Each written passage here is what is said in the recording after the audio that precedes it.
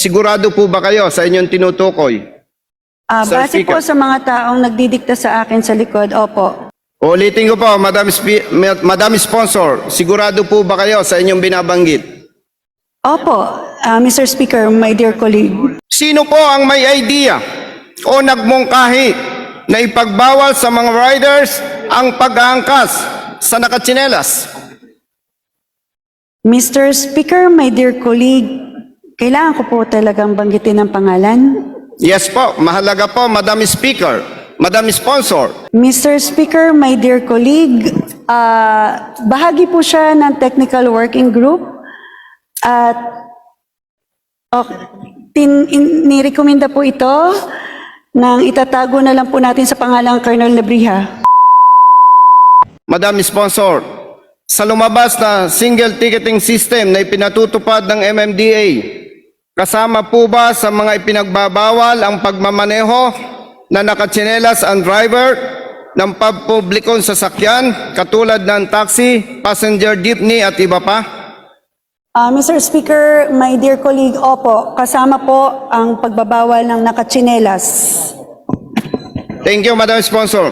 Kung ipinagbabawal po sa mga driver ng pampublikong sasakyan ang pagmamaneho ng nakatsinelas, magkano po ang ipinapataw ng MMDA na multa sa kanila?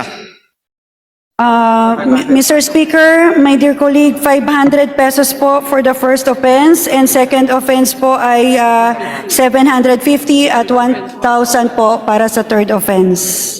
With all due respect, Madam Sponsor, sigurado po ba kayo sa inyong tinutukoy? Sir Base po Speaker. sa mga taong nagdidikta sa akin sa likod, opo. Ulitin ko po, Madam Sponsor, sigurado po ba kayo sa inyong binabanggit? Opo, Mr. Speaker, my dear colleague. 500 pesos po, minimum? Opo, minimum po yun. Bagamat, Mr. Speaker, my dear colleague, iba pa rin po ito sa LTFRB na rulings po nila. Bukod po ito doon sa LTFRB rules po. Madam Sponsor, Mr. Speaker, hindi po ba 100 pesos ang ipinapataw sa mga drivers na nabanggit base po doon sa inyong listahan na ipinatutupad, Madam Sponsor? Mr. Speaker, my dear colleague, under sa bagong rules po ng single ticketing, yun na po yung effective po May 2, 2023. Yun po yung bagong rules, bagong penalty po. Thank you, Madam Sponsor, Mr. Speaker. Mr. Speaker,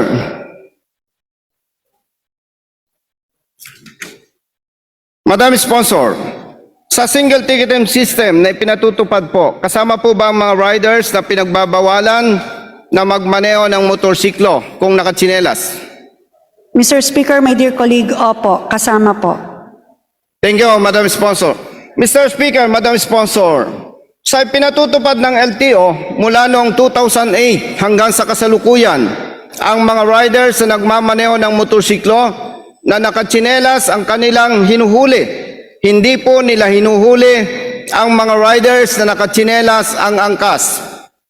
Bilang road safety advocate, motorcycle riders at representative ng One Rider Party List, kasama si Honorable Congressman Attorney Rods Gutierrez, naniniwala po tayo na tama at makatwiran ang LTO sa kanilang ipinatutupad. Higit na maayos, komportable at mas ligtas para sa pagmamaneho ng mga riders kung nakasapatos ang mga ito at hindi nakatsinelas. Mr. Speaker, Madam Sponsor, sa ipinatutupad na single ticketing system ng MMDA, hinihuhuli po ba nila ang mga riders kapag nakatsinelas ang angkas? Mr. Speaker, my dear colleague, opo, under the single ticketing system, iyon po ang pinagbabawal. Mr. Speaker, Madam Sponsor, ang kasunod ko pong itatanong ay naitanong ko na during the previous pre-budget hearing for MMDA. Nais ko lamang pong itanong ulit ito para mas maging malinaw sa ating lahat ang usapin. Mr. Speaker, Madam Sponsor, sino po ang may idea o nagmungkahi na ipagbawal sa mga riders ang pag-aangkas sa nakatsinelas? Mr. Speaker, my dear colleague, kailangan ko po talagang banggitin ang pangalan.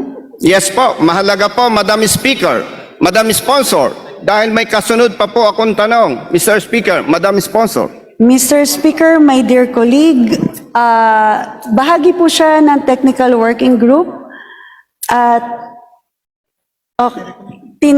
nirekomenda po ito nang itatago na lang po natin sa pangalang Colonel Lebriha. Thank you, Madam Sponsor. Thank you, Mr. Speaker.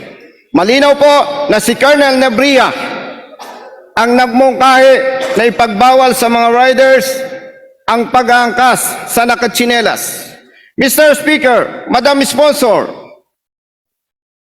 si Colonel Nebria po ba ay member ng Metro Manila Council? Mr. Speaker, my dear colleague, hindi po siya miyembro, bagamat gaya po ng aking inaturan, siya po ay bahagi ng technical working group. Madam Sponsor, with all due respect, iba po ang technical working group. Iba rin po ang Metro Manila Council. Ang Metro Manila Council po ay binubuo ng mga mayors.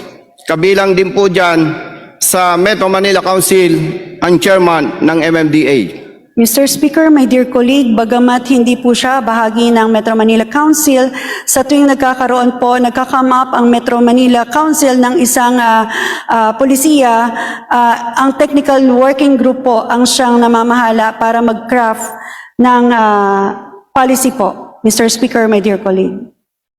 Madam Sponsor, Mr. Speaker, hindi po tayo sumasang-ayon sa nabanggit ng Honorable Distinguished Colleague na ang TWG ang nagka-craft. Hindi rin po basihan na nagmungkahi ang member ng TWG sa Metro Manila Council para dito sa sinasabing pagbabawal sa mga riders kung nakatsinelas ang kanilang angkas. Mr. Speaker, Madam Sponsor, illegal, questionable, at may tuturing na pang-abuso sa kapangyarihan at pandaraya sa mga riders at sa kanilang pamilya ang ipinatutupad ng MMDA at ng lokal na pamahalaan ng Las Piñas City base sa mga sumusunod. Una, si Colonel Nebria po na nagmungkahi na ipagbawal sa mga riders ang pag-aangkas ng nakatsinelas ay hindi member ng Metro Manila Council. Ikalawa po, Mr. Speaker, Madam Sponsor, wala po tayong mababasa sa minutes of the meetings na isinagawa ng Metro Manila Council na napag-usapan at napagkasunduan ng Metro Manila Mayors at ng MMDA na ipagbabawal sa mga riders ang angkas na nakatsinelas. Ikatlo, Mr. Speaker, Madam Sponsor, matagal nang lumabas ang single ticketing system na ipinatutupad ng MMDA. Pero base po sa records ng mga reklamo mula sa mga motorista na natatanggap ng Rider Safety Advocates of the Philippines, out of 17 local government units sa Metro Manila, Las Piñas City lamang po ang nanghuhuli ng mga riders na nakatsinelas ang angkas.